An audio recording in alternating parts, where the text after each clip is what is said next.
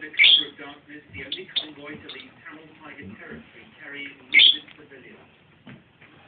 Arriving in the government house of Budgie, the Sri Lankan military kept all journalists well away.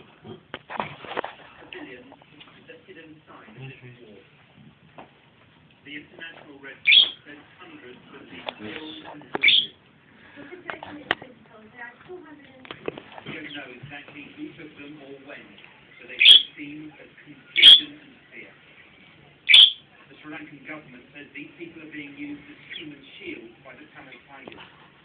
Now the country's president has issued an appeal.